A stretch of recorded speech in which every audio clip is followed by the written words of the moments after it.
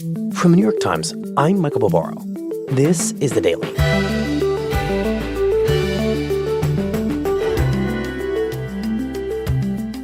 Today, how the criminal conviction of Donald Trump will shape the remaining months of the presidential race and potentially its outcome. My colleagues Nate Cohn, Maggie Haberman, and Reid Epstein explain.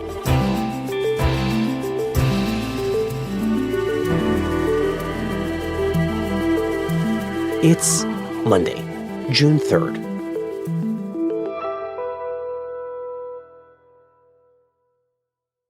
Hello, Nate. Hello, Michael. So it's been 3 days since Donald Trump was convicted of 34 felony charges, and now that the dust is starting to settle, it feels like we have to turn to the question of its impact on the election. And you are our resident polling expert at the Times. And so we want you to frame that question with as much data as we possibly can. There's always been a sense that for a lot of voters, a Trump conviction wouldn't change a thing. So whose vote, according to all the polls you conduct and study, might this conviction actually influence? What's that universe?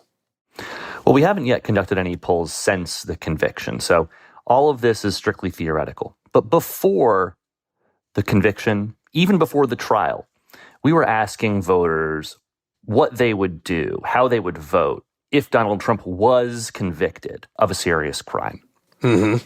And when we gave voters that hypothetical, a small but still meaningful group of Donald Trump supporters told us that they would then vote for Joe Biden. How small but meaningful? So in our Times Siena Battleground polls in October, 7% of Donald Trump's supporters said they would vote for Joe Biden if Donald Trump was convicted of a felony. Wow. Now, it's just a hypothetical. But 7% is real. 7% isn't just real. In our era of close elections, it's easily decisive. The race might not even be close. But it's important to emphasize, and I can't emphasize this enough, that asking voters a hypothetical is not a realistic simulation of what will actually happen now. Mm-hmm. They didn't even know what trial it was about. We just put in their face, he's guilty, now what? That's not the way it's going to work in the real world. Right. But it shows that a meaningful sliver of Trump supporters are uncomfortable with the idea of voting for Trump once he's been convicted of a felony. And moreover, they were even willing to say they support or would support Joe Biden. They said to the pollster, Joe Biden. That's a real line for a Trump voter to cross. I'm hearing you say that this could conditional be a game changer. Look, I'm not a strategist, but the fact that there's this sliver of voters who are repelled by the idea of Donald Trump as a convict means that now that he is a convicted felon, how the Biden campaign and the Trump campaign handle this issue, how they talk about this conviction, how they try and exploit it, could easily be decisive in a close election this November.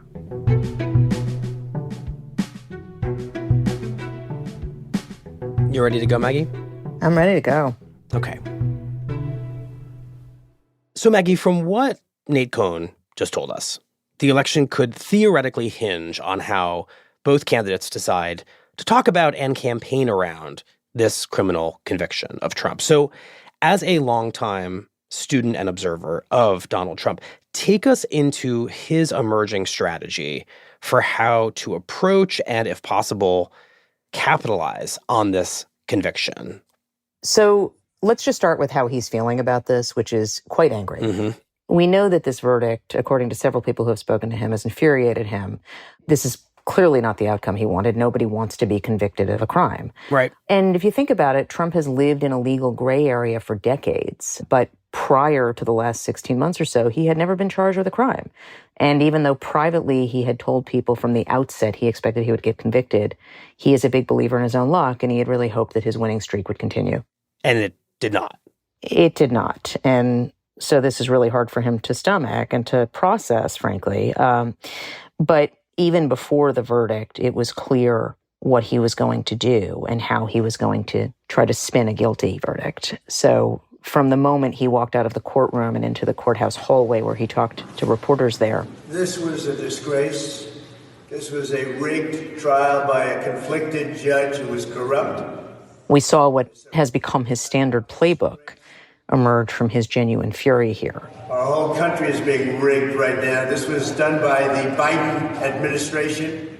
And that was to characterize this outcome as the inevitable culmination of a years-long partisan campaign to weaponize the legal system against him. Mm-hmm. And we'll keep fighting. We'll fight till the end and we'll win because our country's gone to hell. And his message is fight against this corrupt system. And by fight against it, his message to voters is elect me again. And this message takes lots of forms. The first is a series of fundraising pitches that are coming fast and furiously. I just want to read you a few of them, Michael. Mm-hmm. I am a political prisoner. Never surrender. I was convicted in a rigged political witch hunt trial. I did nothing wrong. Well, thank you very much, everybody. And after these fundraising pitches that accelerated after the verdict, as far as the trial itself, it was very unfair. He held this, not really a press conference, but gave a statement. You saw what happened to some of the witnesses that were on our side. They were literally crucified by this man who looks like an angel, but he's really a devil. He looks so nice and soft. Long statement on Friday morning at Trump Tower where he tried to essentially relitigate the case and cast it in his own way. Legal expense was marked down as legal expense. Think of it. This is the crime that I committed, that I'm supposed to go to jail for 187 years for. And say things that were not true, such as that he faces, 187 years in prison. But this is far beyond me. This is bigger than Trump. This is bigger than me. This is bigger than my presidency. And I can fix this system that's corrupt, and you can trust me to take care of it. November 5th, remember, November 5th is the most important day in the history of our country. Thank you very much, everybody. So Trump's plan is quite clearly not in any way so far to avoid talking about what for many people would be a legal stain on your record, but to talk about it a lot. I mean, he's holding a news conference explicitly to talk about it. He's sending out all these fundraising messages referring to it, and he's going to lean into it in those communications to basically say, that thing I always warned you was happening to me and could happen to me, that the other side would use the legal system against me. It's finally happened, and the only way that we can overcome this is if you make me president and I become the guy sitting atop the entire legal system and I can fix it from the inside. That's basically the message. Yes, and that has consistently been his message, Michael. Mm-hmm. We saw Trump run previously on the idea of, quote, I alone can fix it. And that really is what he's saying here. He is saying that the only credible law enforcement is me. That all of these efforts to investigate me are tainted, they're political, they're politicized, and you can fix this by electing me. So how should we be thinking about whether this familiar framework, kind of on steroids, now that Trump has actually been convicted, is working? I know it's early. It's basically 72 hours since his conviction, but because he's been so present in presenting this version of events, I wonder how we gauge if it's any kind of a success. We do have one pretty powerful barometer, which is his fundraising. He raised an astonishing amount of money in a very short amount of time. Shortly after the conviction was announced, the websites where he's asking people to donate crashed from so much traffic. Wow. And yet he still managed to raise more than $50 million in less than 36 hours. I mean, that is a little bit hard to wrap your head around. That's, well, my math isn't that great, but it's well more than $1 million an hour. Right. And look, we can't corroborate those numbers until we see the FEC reports. I think it's important to note that. But by all accounts, they've raised a ton of money. Right. And we've talked to our colleagues about Trump's fundraising disadvantage vis-a-vis Joe Biden, which is pretty meaningful. It sounds like, of all things, a conviction, a criminal conviction, has done more to catch him up to Biden than almost anything else in this campaign. That's exactly right. There is a very real possibility that he will, if not erase the gap, significantly close the gap that Biden has over him with fundraising in the coming weeks. But I have to say that so far, what you're describing is feeling like a direct appeal to the base, the faithful, to those who are primed to love Trump and to see the world as he does, a legal system rigged against him. It feels less like a strategy for reaching out to the, 7% or so of voters who, as Nate told us earlier, have told pollsters that a conviction might send them from Trump to Biden. So how should we think about that? It's a really good question, Michael. I think that his advisors would rather that he doesn't spend so much time relitigating the trial details, right? They let Stormy Daniels testify. They let this happen. They let that happen. His strategists are okay with him putting forward a message about how I'm here fighting for a system that is being perverted in his telling. And his advisors think there are enough people, even in the middle, who are troubled by the relative frivolous case here compared to the much weightier ones of January 6th and the classified documents case, that they think that that could have some appeal. But the problem is they can't control how Trump is going to talk about this. They can try. And so the question becomes, can he deliver a focused enough message that could appeal to people who worry about how this case came about? Was it a contortion of the law? And who might be open to that message in the fall. And meantime, from what I'm seeing, Maggie, it seems like everyone in the Republican Party seems to be taking their cues from Trump and really going all in on this strategy of trying to use this conviction to win over voters. Well, they don't even need much of a cue to take, Michael. They already know what Trump wants them to say. But yes, I mean, everybody is pushing it front and center. The court system is weaponized. It is used to go after political opponents and people who work for them. I woke up heartbroken for our country because the precedent set is that if you don't like somebody's politics, you should use the American system of law and order to try and destroy them. You're seeing Marco Rubio and J.D. Vance, who are two top vice presidential picks, talking about the verdict and talking about it in very derisive terms and what it might mean for the future. The entire argument of this case is that Donald Trump should go to prison because an employee of his filled out paperwork the wrong way. Well, this is disgraceful. Do you believe that? And you're seeing governors talk about it. You're seeing local lawmakers talking about it. You're seeing the House Speaker talk about it. You are seeing everybody talk about it. Right. He is the leader of the Republican Party, and instead of cleaving them away from him, it's moving them closer. And he has just tightened his grip.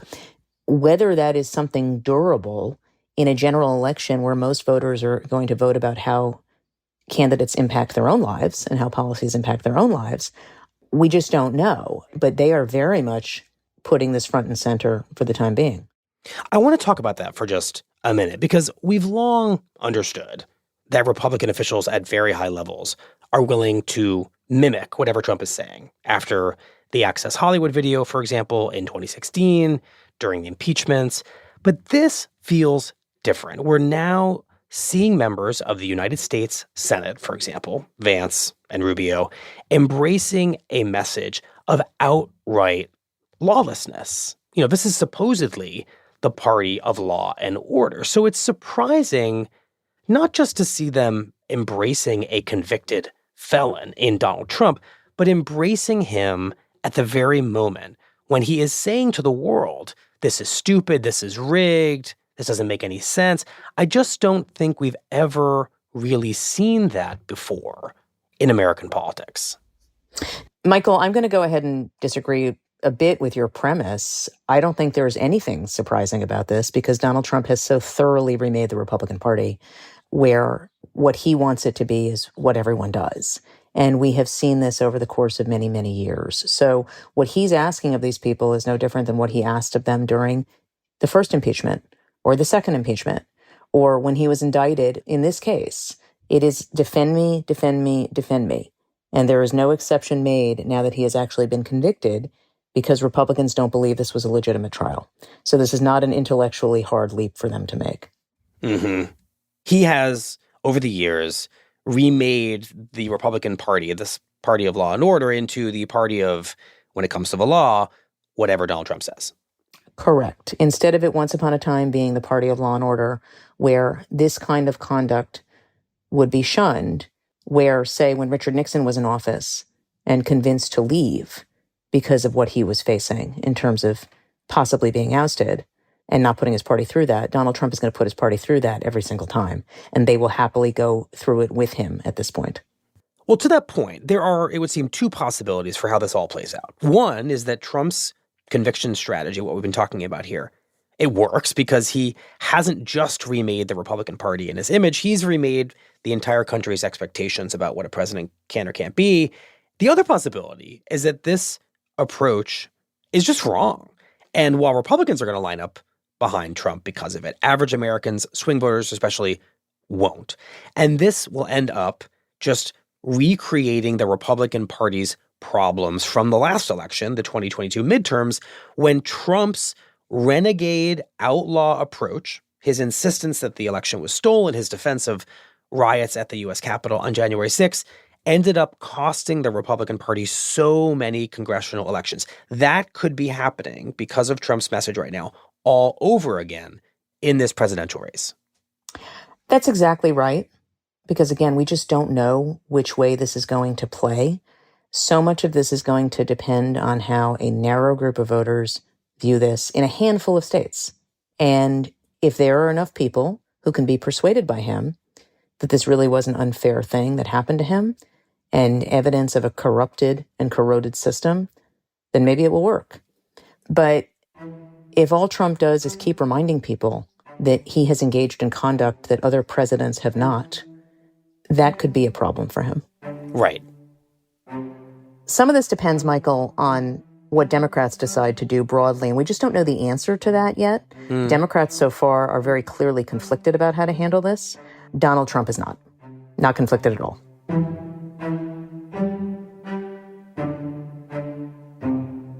Well, Maggie, thank you very much. Michael, thank you.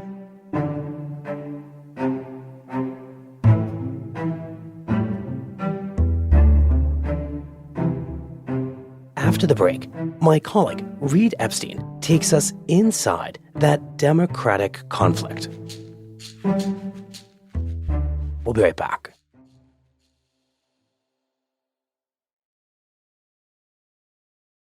Reid, you cover the Biden campaign for the Times. We just talked to Maggie about how Donald Trump is trying to turn this negative, a conviction, into a positive by basically deciding to talk about it nonstop, which is a risky strategy. In theory, Democrats have a simpler task here, which is to figure out what to do with a kind of political gift, their opponent leading in the polls, having been convicted of 34 crimes.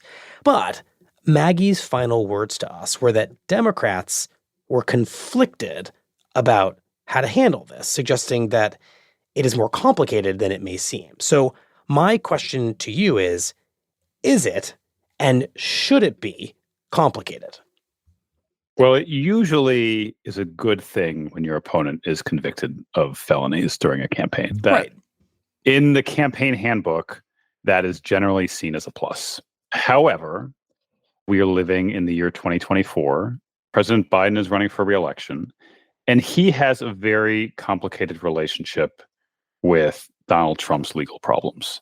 He has, from the beginning, vowed to not discuss them. He has essentially ordered the White House and his campaign staff to stay away from any discussions of what the indictments would mean for his own political future and the presidential campaign. And why would that be? He does not want to be seen as pulling the strings or the man responsible for Trump being indicted.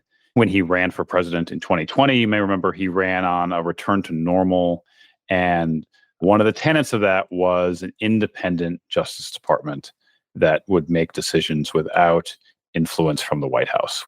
But, Reid, importantly, this case that we're talking about and this conviction is not a federal case. It is a local Manhattan criminal prosecution that has resulted in a conviction. So what has Biden's relationship been to that? Has that decree of don't talk about Trump's legal problems because I am president and I oversee the Department of Justice, has that applied to this case? It has, for the most part, held in this case. The Biden campaign has had a couple of sort of jokey asides referencing the Manhattan case. If you remember when they made their offer to have a debate, Biden said that he would do it on Wednesdays because that was when Trump was free from the trial. Mm-hmm. But for the most part, Biden has stayed pretty mute about the whole thing.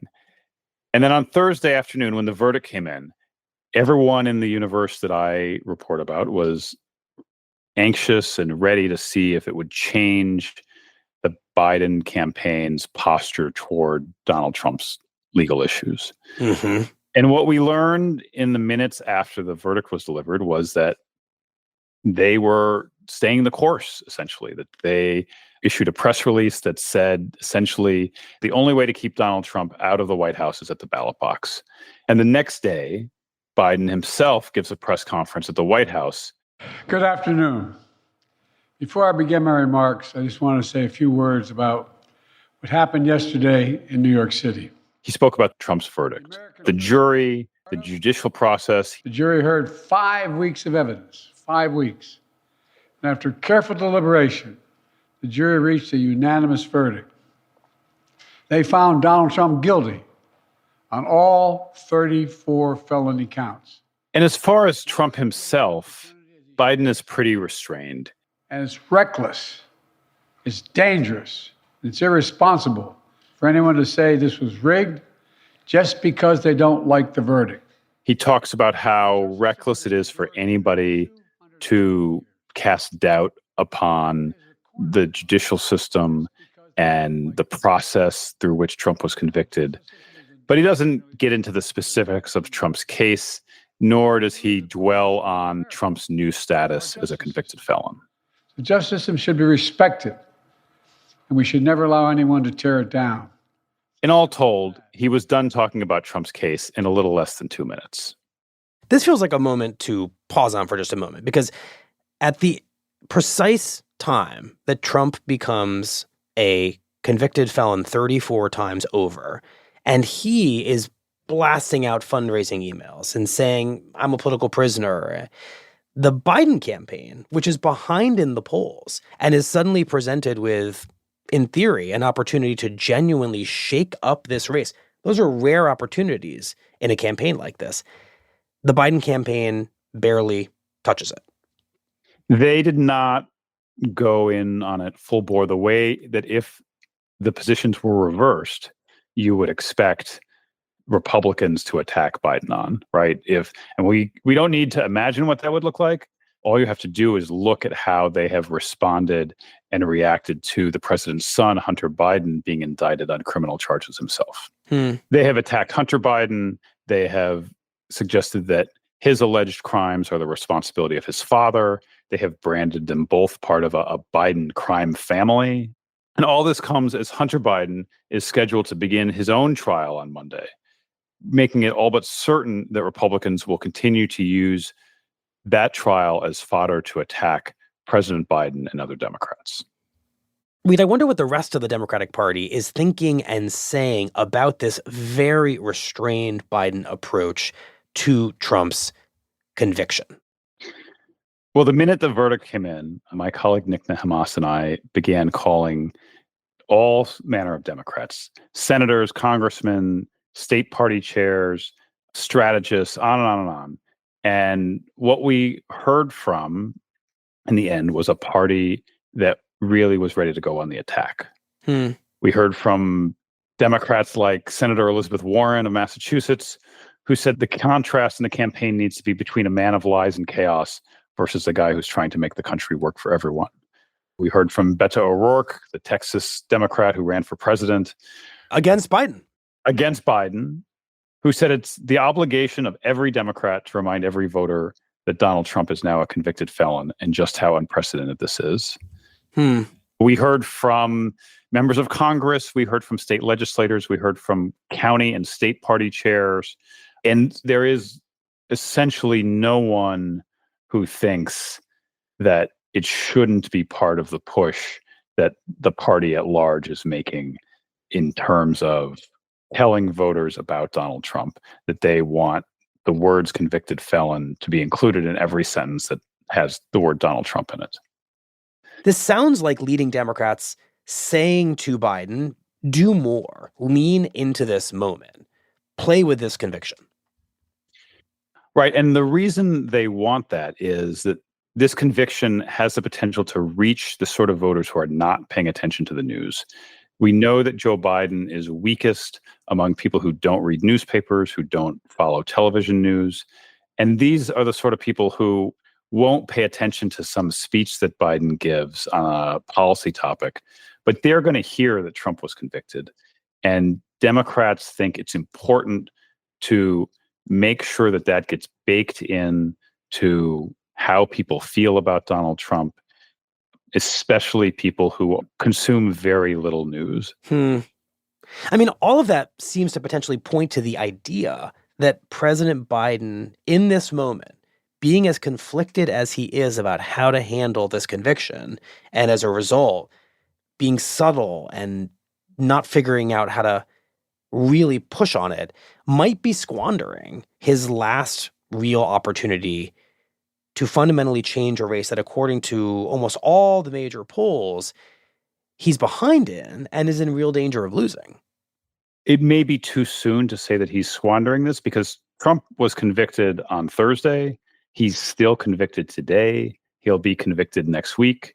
And so they have not foreclosed on the idea that they will not lean into this. Mm-hmm. They just aren't doing it right now.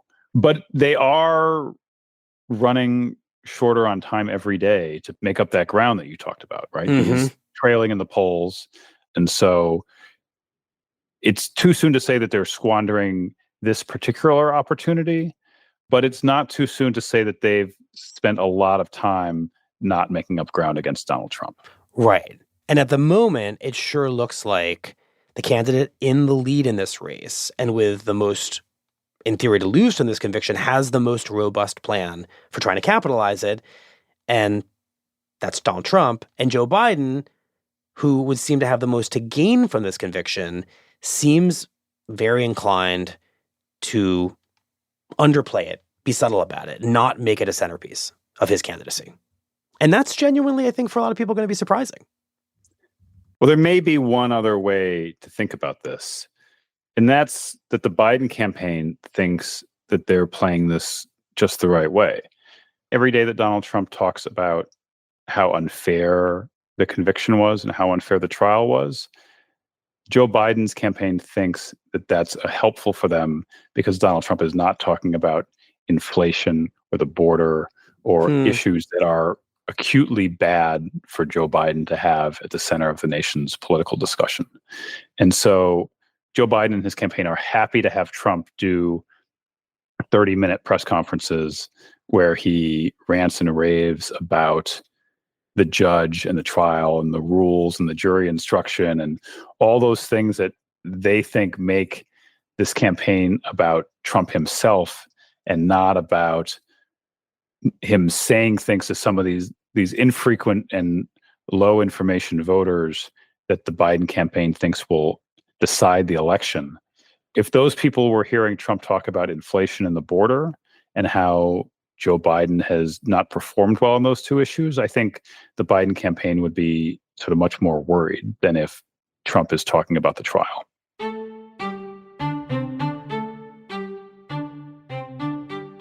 Right. You're saying there's a world where the Biden campaign sees Trump's strategy of talking about this case nonstop as helping not necessarily him, but them.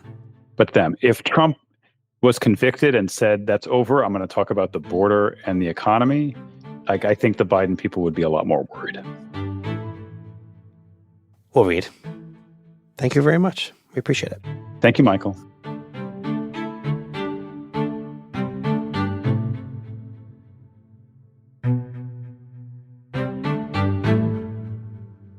We'll be right back.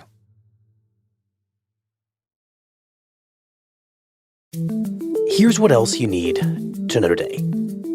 In a detailed speech on Friday, President Biden endorsed a plan to end the war in Gaza that would lead to a permanent ceasefire, the phased release of all Israeli hostages held by Hamas, and the withdrawal of all Israeli troops from Gaza. The speech was an attempt by Biden to pressure Israel's leader, Benjamin Netanyahu, into accepting the proposal. But two members of Netanyahu's far-right coalition immediately rejected the plan, threatening to quit his government if he accepts it.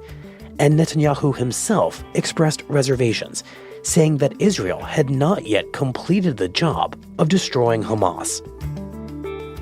And the African National Congress, the party that freed South Africa from apartheid and has held power there since 1994, has lost its political monopoly over the country. In the latest election, the party received only 40% of the vote, far less than it got in the last election. Analysts said that high unemployment, shortages of electricity, and rampant crime cost the ANC its once unbreakable support. To stay in power, the party must now cobble together a coalition government with its rivals. Today's episode was produced by Rachel Quester, Asta Chaturvedi, Mooj Zaidi, and Diana Wynn. It was edited by Devin Taylor, contains original music by Marian Lozano, Pat McCusker, and Alicia Baitub, and was engineered by Chris Wood. Our theme music is by Jim Brunberg and Ben Landsberg of Wonderly.